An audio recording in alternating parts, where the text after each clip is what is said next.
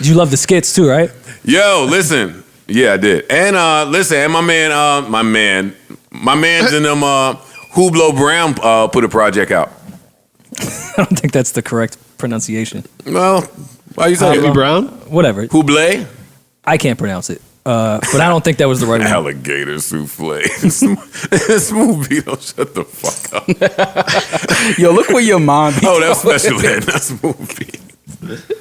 Oh man, I feel like Smooth beat rapped about that shit too. Hoblot, whatever. Whatever, they put a project out. It's good. I'll play it as a sleeper later. It's really good. What else is important? Come on, Rory. Lil Durk put out an album. Rory trying to avoid getting to that G Unit shit because he know he a G Unit soldier. Ride out. What about the G Unit shit? Well, 50 put a book out, and I'm gonna cop, but Rory already copped.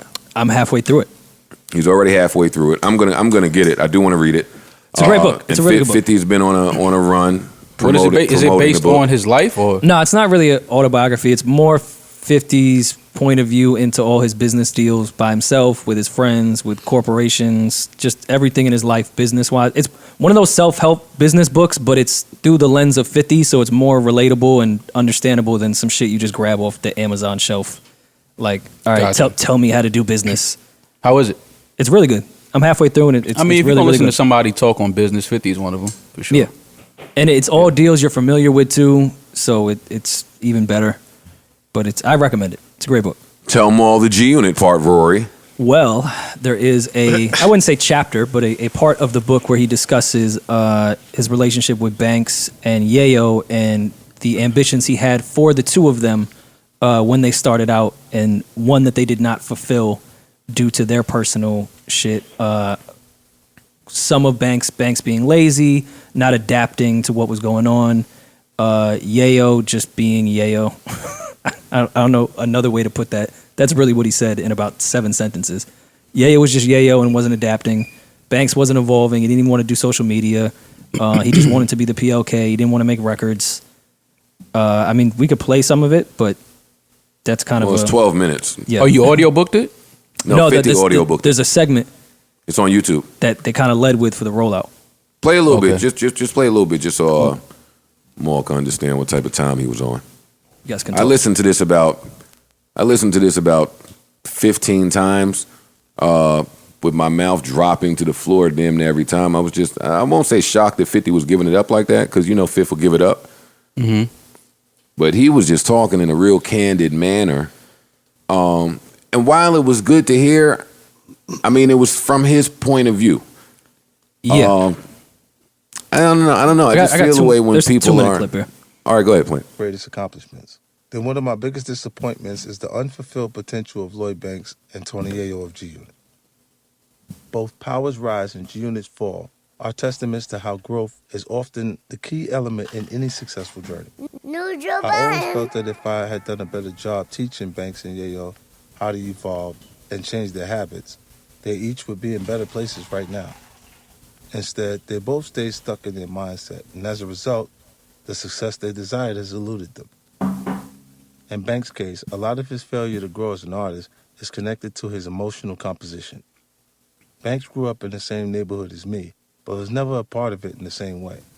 I actually hustled with his father. Banks was more content staying on his porch and watching the world from there. There's nothing wrong with that, but it underscored a particular aspect of his personality. Banks wanted things to come to him, as opposed to going out and getting them for himself. That's not me trying to assassinate his character. The guy has Lazy Lloyd tattooed on his arm. He literally wears his laziness on his sleeve. I think that is character assassination. An unhelpful mixture of being both introverted and cocky at the same time. The kind of person most comfortable being a big fish in a small pond. If Banks was hanging out in the studio with a bunch of unknown MCs, he'd be very confident. He'd enjoy being the center of attention. But if I suddenly showed up, he'd feel like he got demoted. He'd be bitter. He didn't feel like the center of attention anymore. I get it. I can take up a lot of the air in the room. The problem is that he'd never fight to get some of that oxygen back, which is exactly what a star is supposed to do. I believe a true star must possess 4 fundamental abilities. create great material, be a high energy live performer, Okay. have a unique appearance, and possess a strong personality. Tupac had all four. All right, come on. Well, yeah. Here's the thing. I think it's okay for 50 to give his point of view on those situations. And there's always three sides to every story. But you can't put goals on somebody that may not want or share those same goals that you have. Banks wanted to get his family out the hood and rap what he wanted to rap. That's his business to do. Your goals don't have to mirror my goals. If your goal was for me to succeed you and be the next 50 Cent, you have to talk to me about that. Who said I want to do that?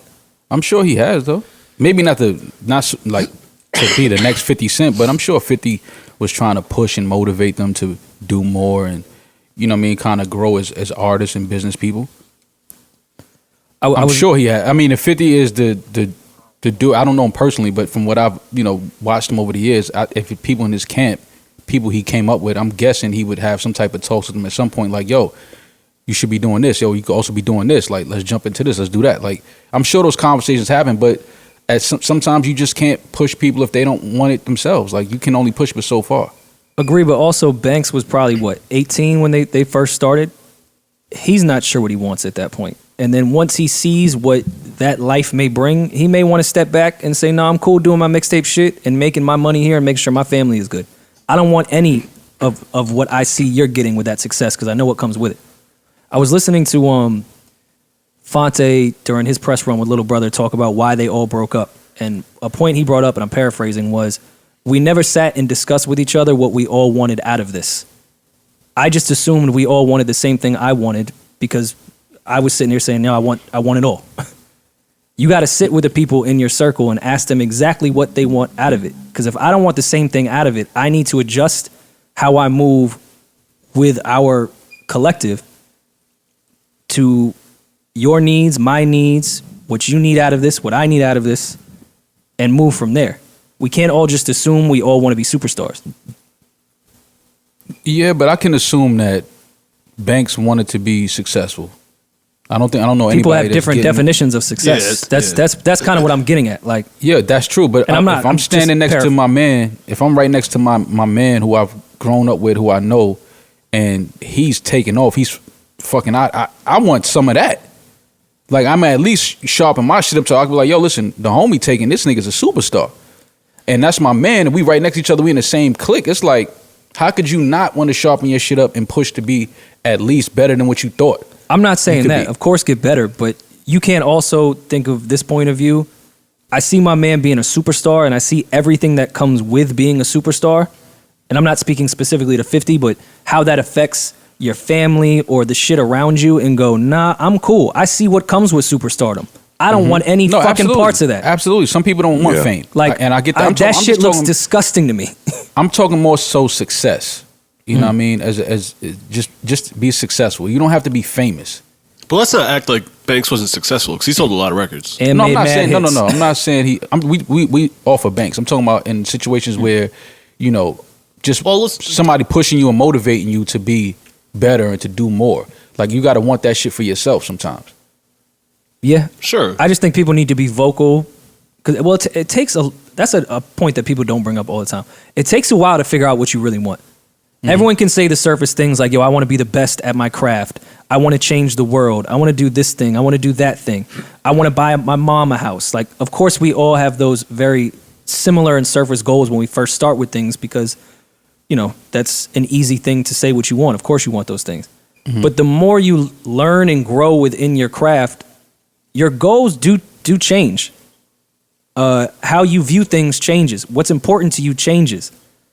So Sure. I can't say that my superstar friend, his goals will ever match mine.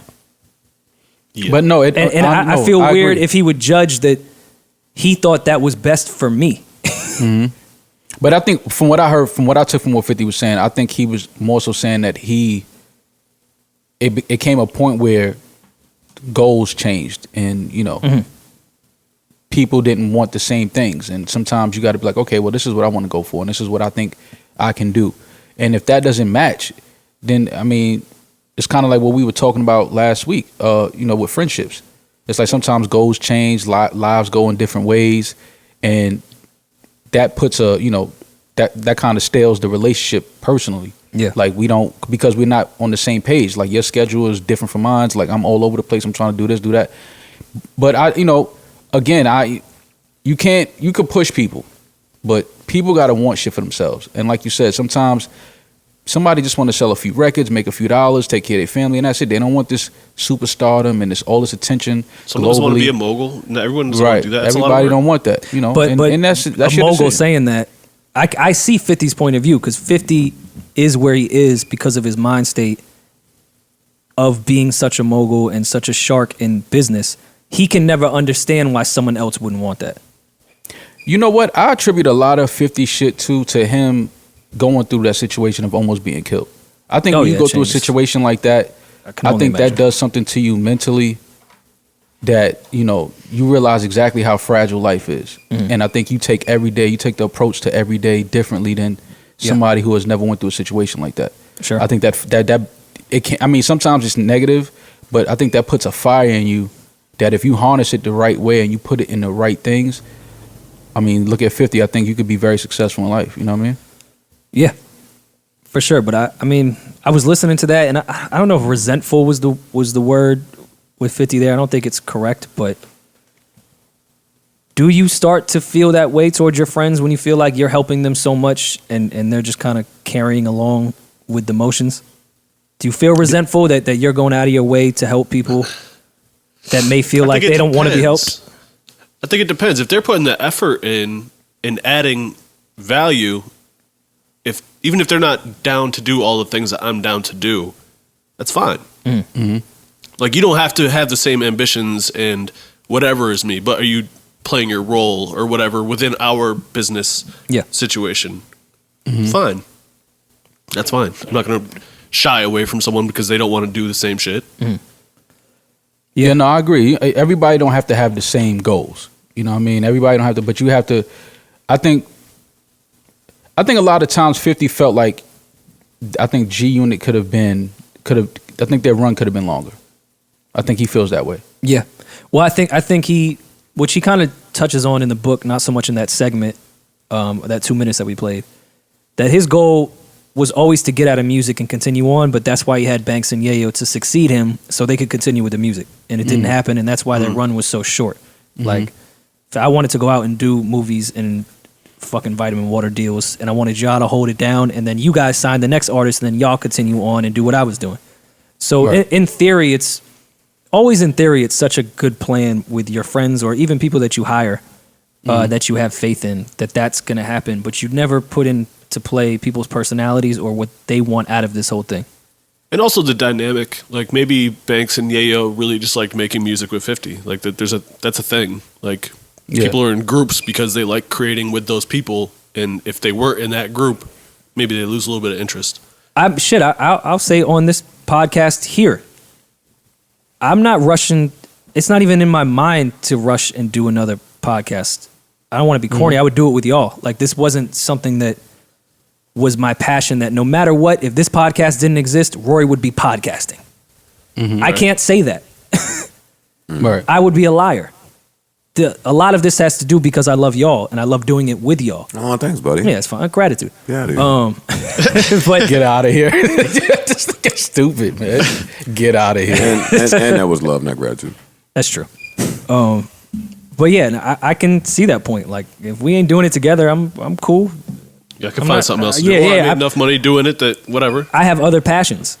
Right. Joe, anything? Yeah, come on, Joggle. You listened to it 19 times. Yeah, but I don't have anything to say about it because I can't speak to the. I mean, you should though. You was in a group, Joe, so I'm pretty sure you can speak to that. Just doing, yeah, but jumping in. There's too many different dynamics that come into play with being in a group. Like, there's too many different things, and y'all hit a few of them on the head. Like, sometimes it's just not fun anymore, and you got to get out of here. Sometimes the business part takes over. Sometimes you just outgrow the group. Sometimes you just have different goals and a different objective. And I don't know what to say about it because Like, if we never heard from 50, Banks ain't gonna say nothing about none of this shit. No. Like, and I want to be respectful of him. Well, we were speaking more in general. We were using this as a caveat to talk about the subject. I don't think we were really deep diving in 50 and Banks' relationship. Oh, okay, yeah, because I don't know. I think Banks is doing exactly what he wants to do. I agree. Yeah. Which is record, be with his family, be out the spotlight, be low, and be true to certain more. Hey, that's back to our fucking morals and ethics versus numbers. 50 is saying, yo, you could have had mad more numbers, and I feel probably guilty for not helping you achieve that. And them niggas probably like, man, that's not what we was on. Like, we don't view that way. That's you. So you have fun. Every time one of these topics come up, one of the topics that take over the internet, 50 is right there the next morning with something to say about it. Which he enjoys that on his book, by the way. But I mean, either he enjoys it or it's a sound business decision for him and his branding. Strategic. And yeah, you know, he does a deep dive. I'm in his certain book about that. there's a reason that 50 does everything that he does. But it would be foolish to assume that everybody is down to play that game. Very foolish. I mean, is there any other group dynamic you guys need me to speak on? Just what you took from that from a, I don't know, personal level. But I heard that and thought we could talk about this for an hour. Nothing to do with 50 and Banks. Yeah, it's just such. But I think a that good a lot topic. of that shit too, Joe. You know, was even with Slaughterhouse. I think a lot of the things that I witnessed with y'all being in the studio. I think y'all may have had different ideas in the direction of the group, whether it was musically or, what y'all wanted to look like, what was y'all stance on certain things. And I think that you could, you could speak to that about, what's the difference in dynamics and how that can affect the group in the direction of where y'all go, because they may have wanted to do things that you didn't want to do, or they wanted to make records that you didn't want to make. They wanted to, or vice versa. Yeah, or vice versa. You know what I'm saying? It's just how do you get through that? How do you get past that and put your personal feelings and preferences? That's sacrifice. Like if you're going to be in a group, certain things about yourself you got to be willing to sacrifice. You got to check ego at the door. You got to realize that you are now responsible for an entire group, not just yourself. Now you have to take everybody's opinions into consideration, even when you don't fucking want to. That's just part of the pamphlet for, hey, do you want to be in a group? So, and once those things start to fall, that's probably when the problems occur. To be honest, like when it's no longer fun. I know in Slaughterhouse, that's what we always said. We said, listen, when this is not fun, we can wrap it up. Because this was something that we started out of passion that we all cared about, we were all invested in, and we had a really good fucking time, and it felt different from what we were doing individually. And we all just always said the same thing. The second it's not fun, we'll stop. Now, we went a different route, but again, even that, for me, my version of that, I'm sure they have their own version, is the business got in the way. And yeah, there was some sessions I could remember where maybe one person didn't like the direction another person was taking a song. Yeah, I can remember fucking arguing about maybe some of the features you wanted, like the how do we want this to sound, look. Yeah, I can remember arguing about photo shoots and videos, but when you're in a group, you got to be ready for some arguing too, and and I don't mean dysfunctional arguing. No, productive. I just mean productive, creative space arguing. It's bad. It's bad. You got to be ready for some of that. It's bad if y'all are not arguing. It's bad to me. Yeah. But I mean, I remember some of the things. Well, let me not get back to Banks and 50. I just could see there being a few different versions of that. Yeah, not versions, but perspectives and opinions on how that played out. Absolutely. That's what I'll say. Absolutely. But I do want to read that book. I will quickly ask you, though, your point of when it no longer becomes fun. That sounds good on paper, but when shit is clicking and you're making a lot of money, you might keep going. And it might, I'm talking in general. Well, that's the decision. It may end up, I think that's kind of the root of things getting fucked up. Like, sometimes success is the exact reason why you guys are breaking up, not failure. You brought us right back to the numbers people versus the other. the other people. But I mean, we're all human at the end of the day, and we all have to pay bills, and we all have families to take care of. So when please. Listen. I'm talking about how things break up. It may no longer become fun, and y'all may not like each other, but people need money, and I think that's the root of the bullshit. People come in resentful and angry because they don't want to be there, but we know we're making money every time we do this show, and then we have a fucking catastrophe of a fallout that could have probably been fine if we all would have just separated, and we could have stayed friends once we ended the business. Anything I've ever did in my entire life that I did for money first turned out horribly wrong. Yeah. Anything. I agree. I can't name one time where it turned out right. Yeah, because you usually just make a decision off of, desperation. For me, which is that the worst time doesn't to do turn out right. For me, that doesn't feel good. For me, I don't sleep well at night knowing that that's how I base my decision making. So I don't. However, I don't knock anybody else that you got to do what you got to do. But for me, that's a crutch. That is a scapegoat. No, we need money, fam. If I want to get into my minimalist bag, I'm talking about me. I'm not talking about the average person out there that has trouble thinking for themselves. I'm talking about me. If I want to get into my minimalist bag, I could live on very little. We all have done it. No, that's what I'm saying. We've done couple and we come from that. That's what I'm saying. We come from very humble beginnings. If we had to survive that way, no, I'm not of the mind that I couldn't be happy. I couldn't find happiness in that way. And that's who I am to this day. I don't negotiate contracts off of money. I negotiated on, okay, what are some of these other sentences in here that's going to piss me off 6-7 months into this? That's going to make me angry. Which the money is not what's going to do it. Another great part of 50's book is him negotiating off opportunity, not money. It's never money. You know the people that negotiate deals for money, the people that don't have money. True. Well, yeah. What Maul just said, when you make a decision out of desperation, is always going to be a bad decision. But I think also, kind of quickly backtracking, people get a bit blind when they first get money to the things they actually hate and will put up with and deal with. Like, they may not realize they hate the situation they're in until it's too late.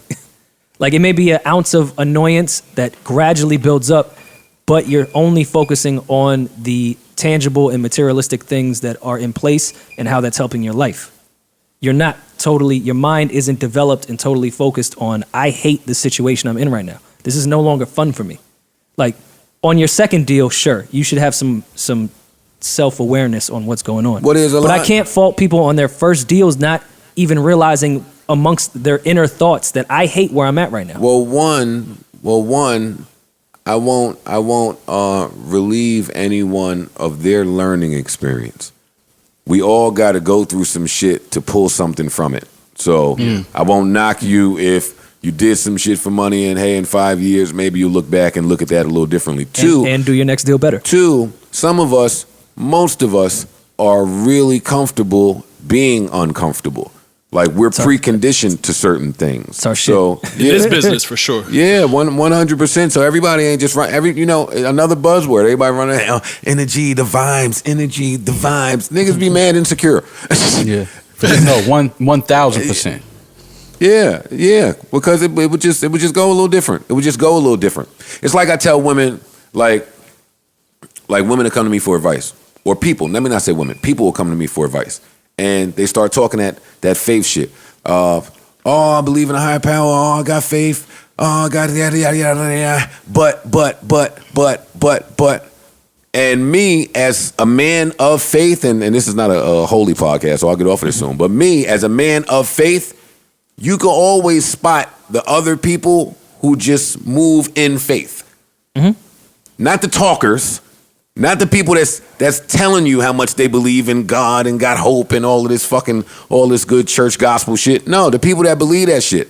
So you could spew that. You could spew that energy vibe shit all you want. Mm-hmm. There are energy vibe people out there that pick up on energy and vibes. Yeah. Yeah. I don't know how we got there, but whatever.